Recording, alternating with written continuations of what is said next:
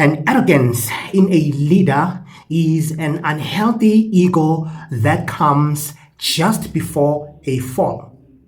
Coming up.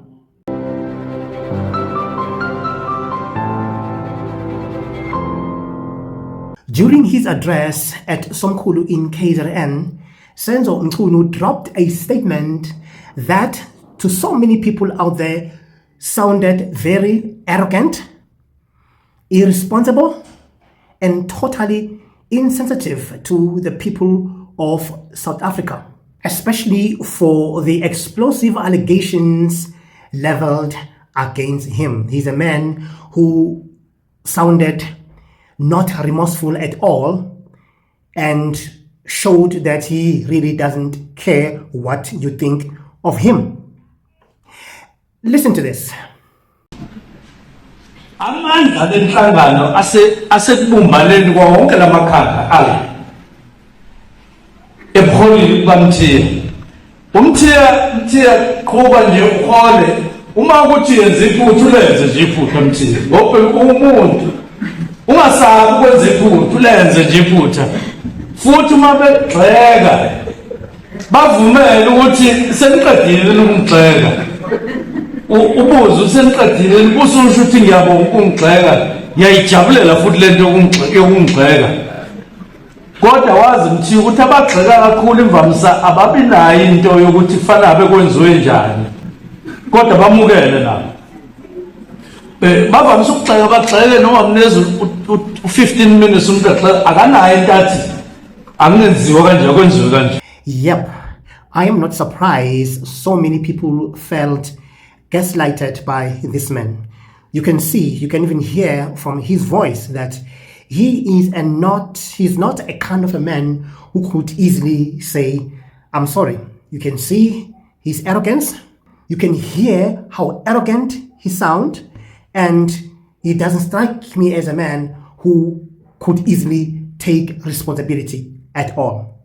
And are you ready for the Matlanga Commission?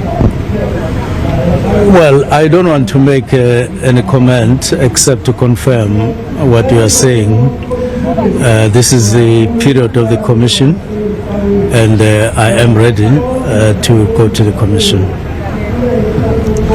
When serious allegations have been leveled there, you will have the opportunity to clear your name, of course. We don't want you to venture into what the commission will say, but what do you make of what has been said about your name so far? I'm not going to make any comment, but like any other person, when there are allegations against you, you need to get the opportunity, and I'm grateful that an opportunity is coming for me to have my say. And that is what I've been longing for, and and as I say, I'm ready for my own opportunity to address the commission. I appeared before the Integrity Commission on the 13th of July at 4 o'clock. That was part one. There will be part two of the Integrity Commission once the Commission and myself are ready for that second part.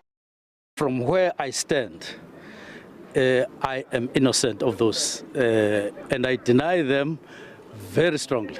That's way too arrogant of a man who have got so many explosive allegations leveled against him. Almost all the guys who testified at Matlanga Commission, all of them accused him.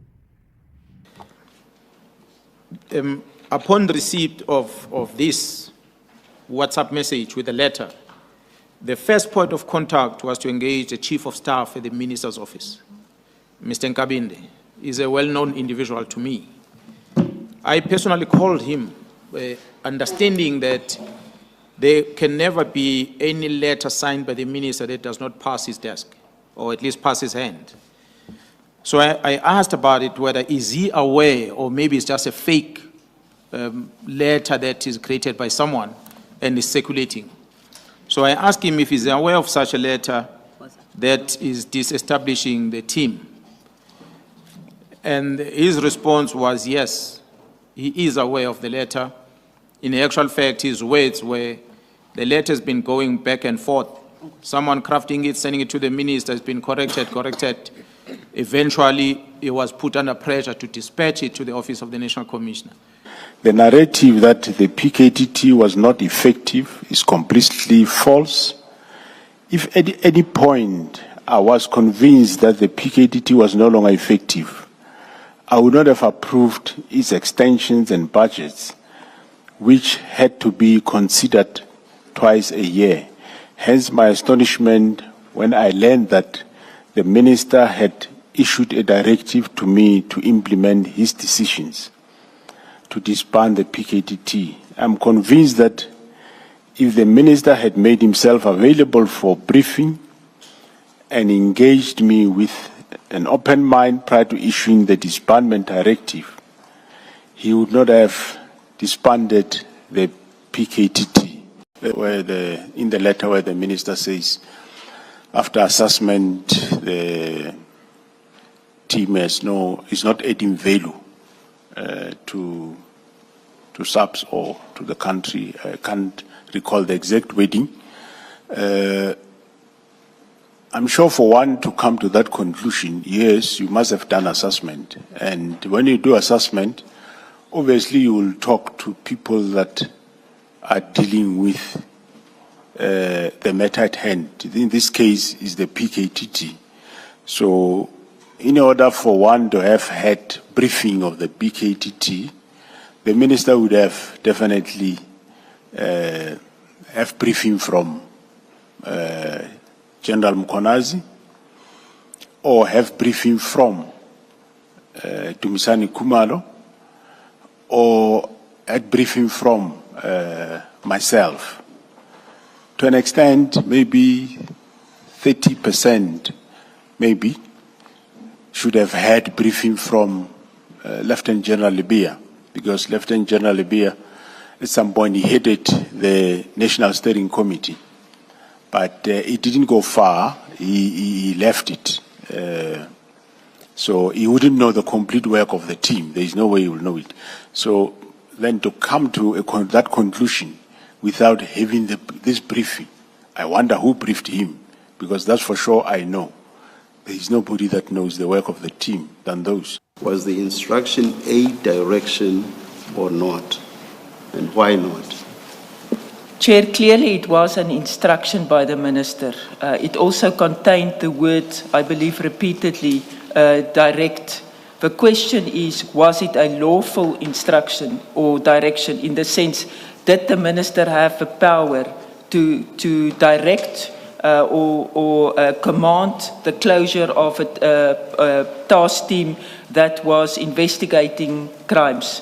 And in my view, he did not have that authority, because it relates to the operations, investigating cases, and the operations of the police. In other words, the execution of the police's mandate in terms of Section 205(3). If we say the National Commissioner is responsible to manage and control the police service, that must be linked to manage and control the police service in the execution of its constitutional mandate. And the decision of a minister to close a political task team that was responsible for the investigation of crime, in my view, fell outside the mandate or authority of the minister. Yep, I am fully convinced now that Senzo Mchunu is not going to jail. Whether you find him guilty or not guilty, Senzo Mchunu is not going to jail, and he knows it. He will just go to Madlanga Commission and just say, guys, come on, I made a mistake, just like all of you in this house. And all this thing will just fizzle away, and we will still be left with an egg on our face, especially those ones of us who thought that the man will be wearing orange overall soon. What do you think?